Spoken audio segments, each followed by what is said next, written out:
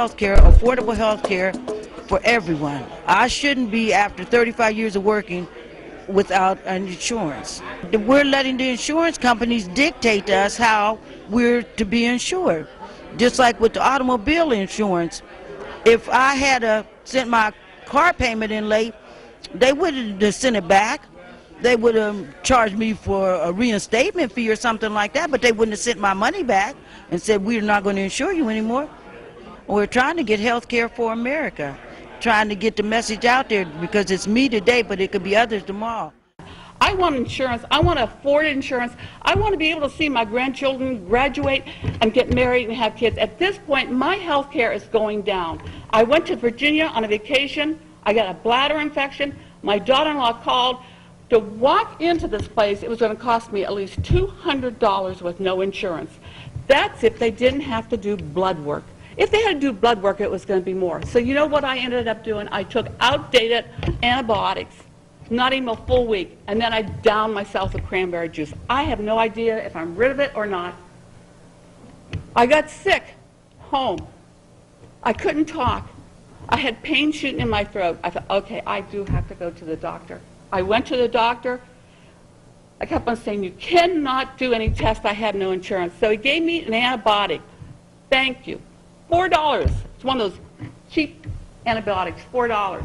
He said, I went to him on a Thursday. He said, you'll be able to go see your grandson on Friday, watch him play football.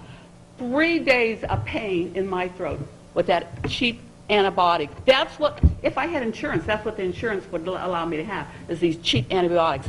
They dictate what kind of medication you're going to be on, what kind of tests you're going to have. Why have we allowed them to go this far? I want an answer from our congressmen, our senators, our mayors. I want an answer. Why are they allowed to do all this?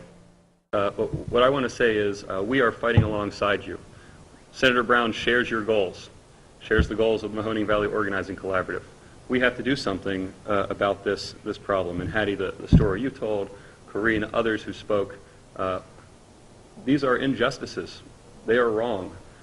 Correcting our healthcare system, providing health insurance to the American people at an affordable rate is a moral imperative.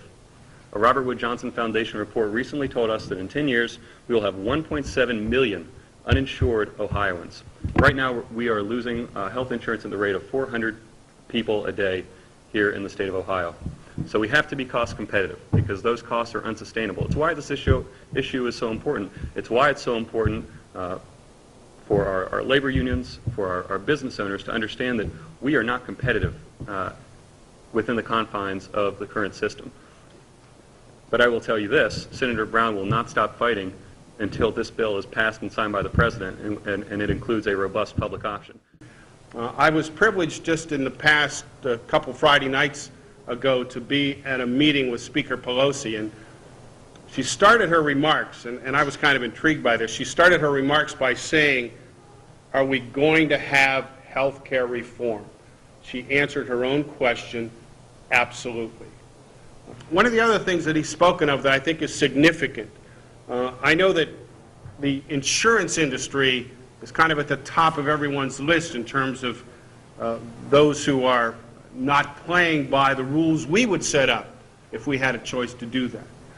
But the Congressman believes that once we cover everyone, and any health care bill worth its weight has to cover everyone, that once we do that, that will change the business plan of the health insurance company, health insurance industry, in fact. That all of a sudden now they're going to be involved in prevention. When they see students in schools with tater tots on their plates, they're not going to like that because they're going to know down the road where that leads. So in spite of the fact that, again, they're sometimes seen as on the other side of the fence, the Congressman believes that once everyone is covered, the insurance industry is going to change its tune and hopefully come around and help bring more preventive care, and especially for our children and our elderly and others who need it. We have to hold our public officials accountable. And just like President Obama, it takes more than just him to lead this fight. It takes all of us. We have to get behind our president and force the insurance companies to realize we're a force to be reckoned with.